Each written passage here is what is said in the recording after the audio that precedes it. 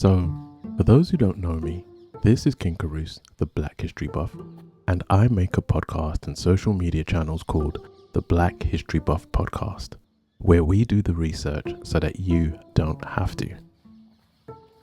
In my show, I showcase figures from Black history as I go through my own personal learning journey. I started making the podcast and sharing resources online mainly for my son, to show him that Black history, all of it, is as beautiful, terrible, and most importantly, valuable as any other history.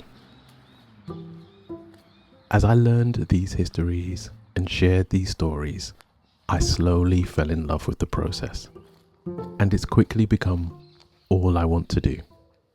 But like everyone else, I have to work, and between family and a full-time job, finding the time to share these stories the way I want to has become difficult.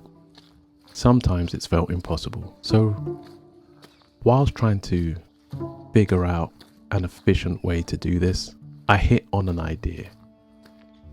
Why not make walking videos where I walk and talk about Black history? It's a good way to pass some time, share some stories, and lose some weight, because God knows I need to lose a little weight. So, I bought a camera I couldn't afford, some extra clips I couldn't afford, and I started walking, which I can afford to do as long as my health holds out. So, welcome to my first walking video. I don't know how these videos are going to be received or how this new creative branch on my creativity tree will end, but not knowing how a story ends has never stopped me before. So let's begin.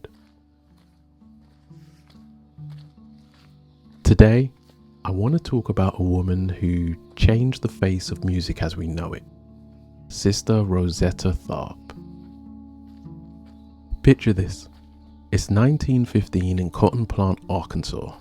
A little girl named Rosetta Nubin picks up a guitar at just 4 years old. Her tiny hands can barely stretch across the strings, but she's determined. By 6, she's touring with her mother, singing in churches. But here's the thing, some people just aren't happy. They say she's playing the devil's music. Can you imagine a little girl with a big voice and fast fingers, and people are already trying to shut her down? Fast forward to 1938, Rosetta, now Sister Rosetta Tharpe, takes a huge risk. She moves to New York City and signs with Decca Records. Now hang on, this is where things move forward rapidly. She records a gospel song named Rock Me with a jazz band. The gospel world is shocked. Critics call her a sinner, but you know what? The audience absolutely loves it. And here's where things start to get really interesting. December 23rd, 1938, Tharpe shows up at the Cotton Club with an electric guitar. Now, nobody's seen a gospel performer do this before. The crowd goes silent. Then, blam.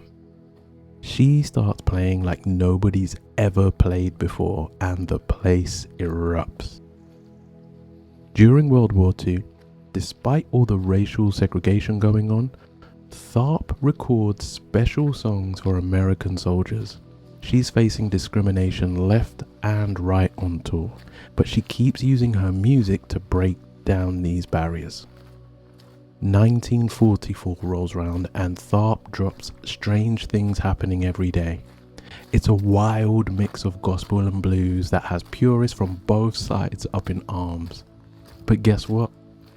It becomes a hit. The song paves the way for what we now call rock and roll. Now, you'd think with all this innovation, Tharpe would be rolling in recognition, right?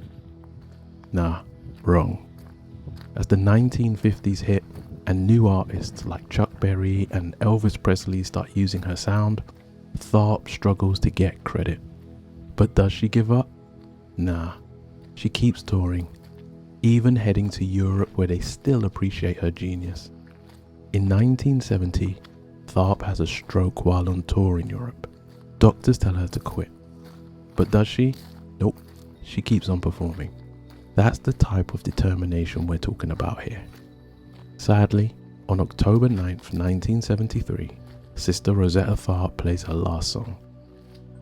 She leaves behind a huge impact on music, but the industry largely ignores it. Can you believe it took until 2018 for her to be added to the Rock and Roll Hall of Fame? So next time you hear a wailing electric guitar or see someone mixing up musical genres, remember Sister Rosetta Tharpe. She wasn't just ahead of her time, she was creating the future of music against all odds. Her story reminds us why we need to keep digging into our history. There are incredible black pioneers whose stories have been overlooked or just simply forgotten. And that's exactly what I aim to undo. Now, I've got a question for you. Who's your Sister Rosetta Tharpe? Who's that unsung hero in black history that you think deserves more recognition? Drop your thoughts in the comment section below. I read every single one, and you might just inspire my next video.